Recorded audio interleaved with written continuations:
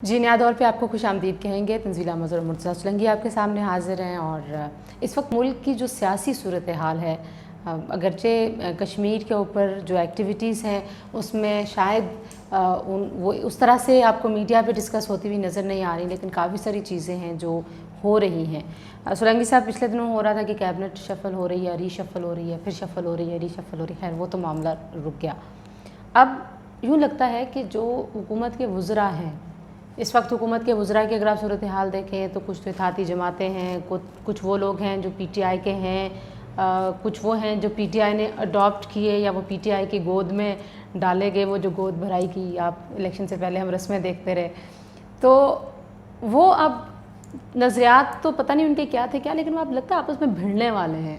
ابھی شاہ محمود قریشی صاحب کا آپ نے بیان دیکھا، انہوں نے کہا جی کہ ہم نے جنگ کرنی ہے نہیں کرنی، جو بھی کرنا ہے یہ آپ شیخ رشید صاحب سے پوچھ لیں. تو یہ کیا چل رہا ہے؟ دیکھیں، اس وقت اگر آپ اسلام آباد کا ماحول دیکھیں تو باوجود اس بات کے کہ ایک مانسون کا موسم ہے، لیکن سیاسی اعتبار سے آپ کو یہ خزاں کا موسم لگتا ہے کہ جیسے پت جھڑ کا موسم ہوتا ہے. اس کا اثر پورے سیاسی ماحول پہ ہے.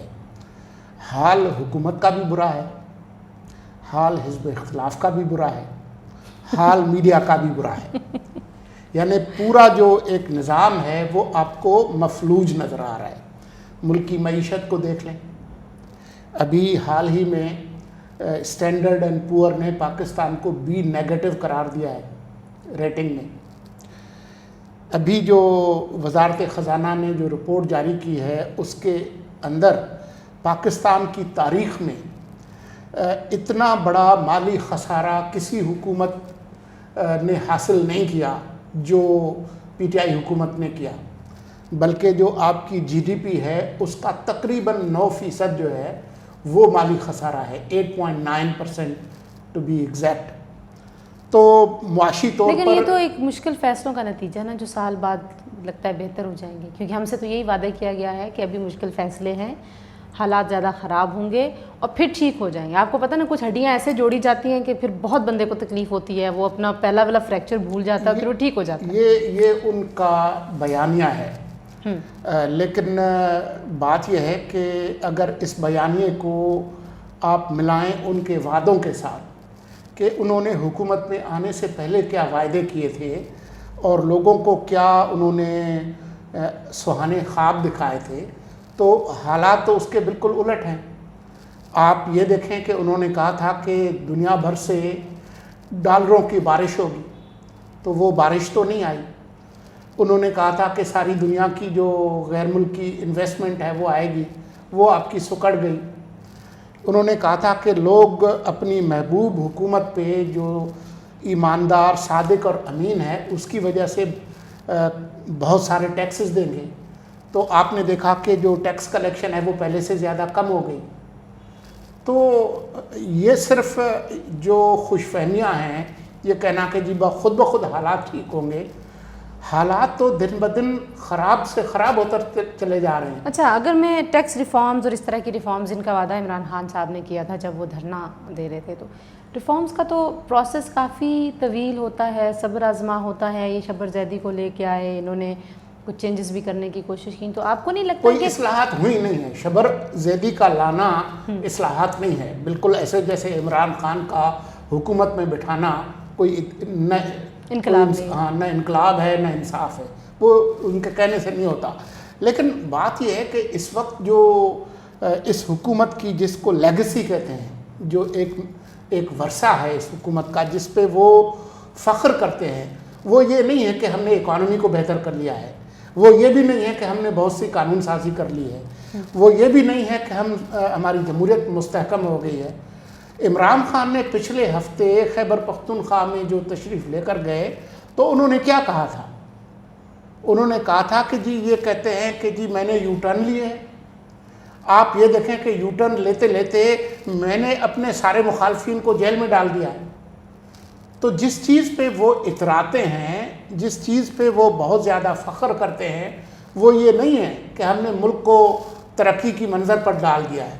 ان کی واحد جو لیگیسی ہے وہ یہ ہے کہ میں نے اپنے مخالفین کو جیل میں ڈال دیا ہے، زرداری کو جیل میں ڈال دیا ہے، 2 سابق وزیر اعظم جو ہے وہ جیل میں ہیں، ایک وزیر اعظم کی بیٹی جیل میں ہے، اور بہت سارے لوگ ہیں۔ اب اس سے اگر ملک کی معیشت اور سیاست بہتر ہو رہی ہے، اگر لوگ اس سے خوش ہیں، تو ہم تو لوگوں کو مبارک ہی دیں گے اور عمران خان کو بھی مبارک دیں گے۔ یہ وزیر کیوں آپس میں لڑ رہے ہیں؟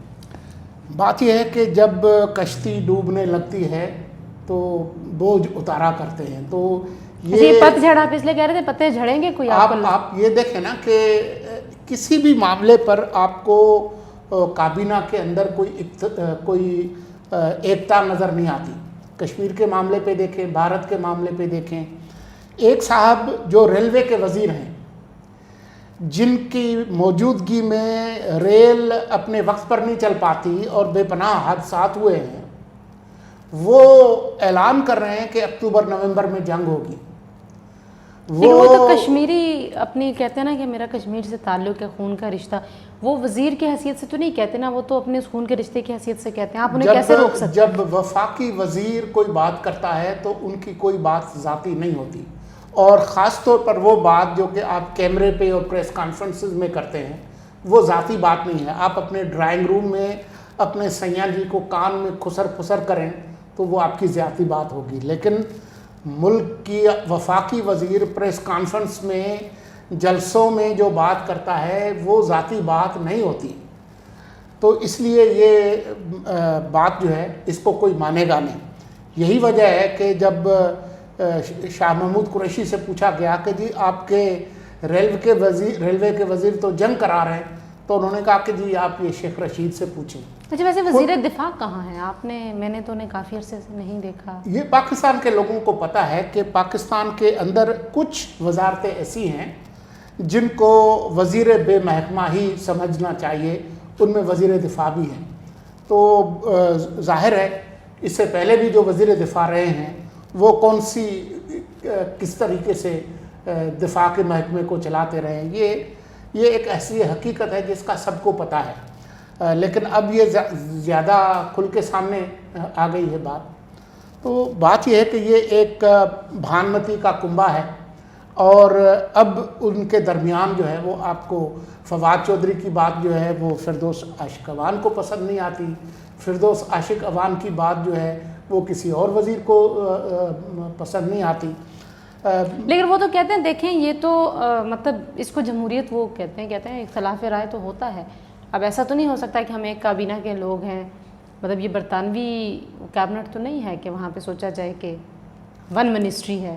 نہیں، برطانیہ کے اندر جو ہے وہ جو پارلیمان کے اندر لوگ اپنی مختلف بات ضرور کرتے ہیں، لیکن یہ نہیں ہوتا کہ جو ٹرانسپورٹ کا جو وزیر ہے وہ جنگ کے معاملات پر بات کرے، جو معیشت کا جو وزیر ہے وہ کسی اور مسئلے پر اچھا میں ویسے تھوڑا سا کچھ اگر ہم پچھلی حکومتوں کی بات کریں، آپ کو یاد ہوگا اللہ بخشے جس زمانے میں فوزیہ وہاب حیات تھیں، اس وقت ہم پیپلز پارٹی پہ بھی جو میڈیا پہ تنقید ہوتی اور ہم خود بھی کرتے تھے کہ بے پناہ ترجمان ہے، ہر بندہ ہی ترجمان تھا اور اس سے بہت سارے مسائل پیدا ہوتے تھے۔ آپ اپنی مرضی کا کوئی نہ کوئی بیان پک اینڈ چوز کر سکتے تھے اور اس کے اوپر آپ پھر کلاس لے لیتے تھے حکومت کی۔ تو یہ آپ کو لگتا ہے ہمارا کلچر ہے پولیٹیکل کہ ہر بندے کو بیان دینا ہے، ہر بندے کو تقریر کرنی ہے؟ کیونکہ سم ہاؤ یہ لگتا ہے کہ امپورٹنس آپ کو تبھی ملتی ہے جب آپ بڑے بڑے بیان دے رہے ہوتے ہیں حکومت میں ہوتے ہیں۔ آپ کو لگتا ہے ایسا ہے؟ میرے خیال میں جو پچھلے عرصے میڈیا کا جو رول بڑھا ہے اس میں بہت سے ہمارے جو سیاستدان ہیں وہ یہ سمجھتے ہیں کہ وہ بڑے لیڈر اس طرح سے نہیں بنیں گے کہ وہ عوام میں جا کر کوئی کام کریں، کوئی اپنی کارکردگی بہتر بنائیں، ایک دوسرے کو نیچا دکھائیں۔ ہاں، ان کا خیال یہ ہے کہ بہت بڑے بیان دے کے میڈیا کی جو توجہ ہے وہ حاصل کر کے وہ بڑے لیڈر بن جائیں گے۔ لیکن ہمیں یہ نہیں بھولنا چاہیے کہ حزب اختلاف کا بھی بہت برا حال ہے۔ میں ابھی اسی طرف آ رہی تھی، جو پہلا میرا سوال تھا جو ذہن میں آتا ہے وہ یہ ہے کہ مریم نواز جب تک باہر تھیں تو یوں لگ رہا تھا کہ بلاول اور مریم جو ہیں وہ کافی امپیکٹ کریٹ کر رہے ہیں، لیکن جس دن سے مریم گرفتار ہوئی ہیں اس کے بعد سے وہ جو اپوزیشن کا ہمیں لگ رہا تھا کہ بیانیہ ذرا بلند ہو رہا ہے وہ دب گیا۔ آپ کو لگتا ہے دب گیا واقعی میں؟ میرے خیال میں وہ جو 1 अगस्त को जो उनको शिकस्त हुई थी सेनेट के सादिक संजरानी को हटाने में, वो अभी तक उस धचके को अभी तक वो हज़म नहीं कर पाए हैं।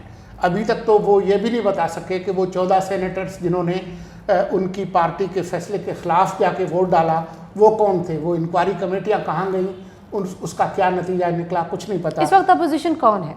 देखिए, जो बड़े बड़े नाम हैं वो तो सारे जेलों में हैं। जरदारी साहब आपको पता है वो बीमार हैं, आप तो हॉस्पिटल मुंतकिल हुए हैं, बाकी लोग आपके सामने ही हैं। तो अब अपोजिशन हम किसको समझें? अपोजिशन जो है वो है, लेकिन वो खामोश है और वो अभी तक उस नहीं, फैसले कौन कर रहा है इस वक्त आपके ख्याल में? हर पार्टी अपने फैसले खुद कर रही है। जैसा कि मौलाना फजल रहमान ने कहा कि कोई हमारे साथ आए या ना आए, 31 अगस्त को डेडलाइन है, इमरान खान इस्तीफ़ा दे दे, वरना अक्टूबर में कोई जमात हमारे साथ हो या ना हो, हम इस्लामाबाद पे चढ़ाई करेंगे। अब हमें देखना होगा कि अक्टूबर में क्या हालात होंगे और ये जमातें किस तरह से आगे चलेंगी। ये फैसले तब के हैं जब एक्सटेंशन का ऐलान नहीं हुआ था। क्या आपको लगता है ये तो कल परसों उन्होंने ये दोबारा कहा, लेकिन उससे पहले जो अपोजिशन बैठी थी वो उस दिन बैठी थी जिस दिन ये फैसला एक्सटेंशन का हुआ था। आपको लगता है कि उसके बाद भी अपोजिशन अपनी हिकमत अमली तब्दील करेगी, सोचेगी कि अब हमें क्या, मतलब नए सिरे से उनको अपनी हिकमत अमली तरतीब देनी होगी? देखिए, फ़िलहाल तो एक हिज़्ब इख्तिलाफ जिस कैफियत में है वो एक तरफ वो सदमे की कैफियत में है, दूसरी तरफ वो उम्मीद से हैं। और वो उम्मीद ये है कि नवंबर के ख़ात्मे के बाद जब जनरल बाजवा की दूसरी टर्म शुरू होगी तो शायद इमरान खान को जो कार्ट ब्लांश मिला हुआ है हिज़्ब इख्तिलाफ को और मीडिया को दबाने का, वो शायद उनको ना मिले और जो है वो सूरत हाल ज़रा बेहतर हो।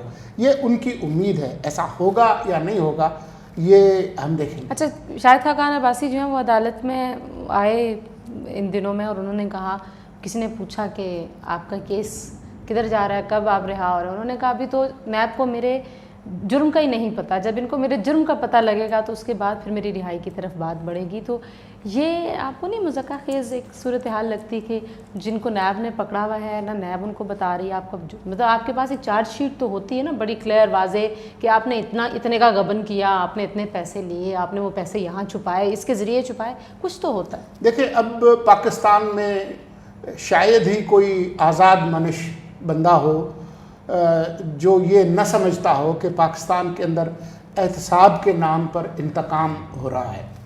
चाहे वो नैब का इदारा हो, जिस तरीके से आपने देखा कि अब जजेस तब्दील किए गए व्हाट्सएप पे, राना सनाउल्लाह के और मरियम नवाज़ और दूसरे जो उनके लोग थे उनके जजेस को तब्दील किया गया।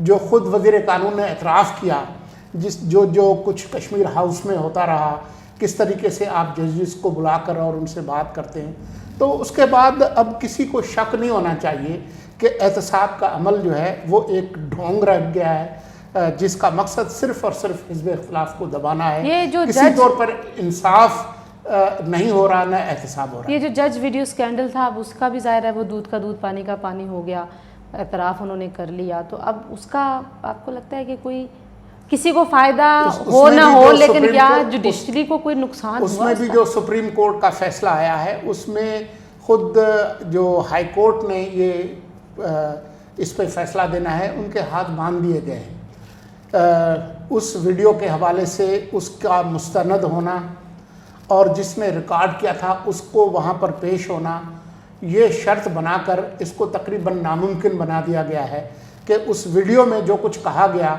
उसकी वजह से नवाज शरीफ को कोई फ़ायदा हो। अपने केस की जो अपनी मेरिट है उस पर कोई फ़ायदा हो या ना हो, लेकिन जो वीडियो है उससे किसी तरह का फ़ायदा नवाज शरीफ को या उसके ख़ानदान को मिलना उसको तकरीबन नामुमकिन बना दिया गया। पीपल्स पार्टी क्या मौलाना फजल रहमान, क्योंकि मौलाना फजल रहमान सारी जमातों के इत्तेहादी रहे हैं जब ये जमातें हुकूमत में रही हैं, और मौलाना फजल रहमान को ये हुनर आता है कि वो ये इस तरह से इत्तेहाद कायम कर लिया करते थे, जो भी उनके पास इसका कोई जादू था। लेकिन अब क्या वो जब अपोजिशन करना चाह रहे हैं और बड़ी भरपूर अपोजिशन करना चाह रहे हैं, तो आपको लगता है कि पीपल्स पार्टी नून लीग को वो साथ ले के आने में कामयाब हो जाएंगे, या ये जमातें खामोशी इख्तियार करेंगी और बाहर बैठ के देखेंगी ये सारा ड्रामा? میرے خیال میں جو جماعتیں ہیں اور جو قیادتیں ہیں وہ کسی کی جو میٹھی زبان ہے اور ان کے جو سیاسی جو اسکلز ہیں اس کے بنیاد پہ فیصلے نہیں کرتی، وہ اپنے مفادات کی بنیاد پہ فیصلہ کرتی ہیں۔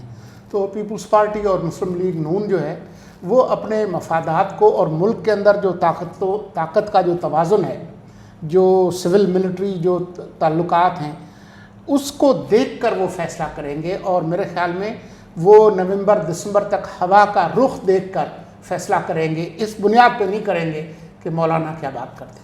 چلیں جی، آج کے لیے بس ہم اتنی بات یہاں پہ تمام کرتے ہیں، لیکن ہم اگلی نشست میں سولنگی صاحب کچھ بات کریں گے کہ بلدیاتی انتخابات اور بلدیاتی نظام جس کو لپیٹ دیا گیا، نیا بلدیاتی نظام کہاں گیا، نئے صوبے بنانے کا ایک وعدہ تھا اور اس کی بنیاد پہ ایک بہت بڑی سیاسی اکٹھ آئی تھی پی ٹی آئی کے اندر، اس کا کیا بنا، وہ نئے صوبے کہاں گئے، اور اس طرح کے اور بے شمار وعدے ہیں جس میں الیکٹورل ریفارمز کا بھی ایک ذکر تھا، الیکشن کے نظام میں اصلاحات۔ ہم ان اصلاحات کا جائزہ لینے کی کوشش کریں گے اگلی کسی نشست میں۔ تھینک یو فار واچنگ اس، اپنا فیڈ بیک ہمیں ضرور دیجیے۔ Stay tuned.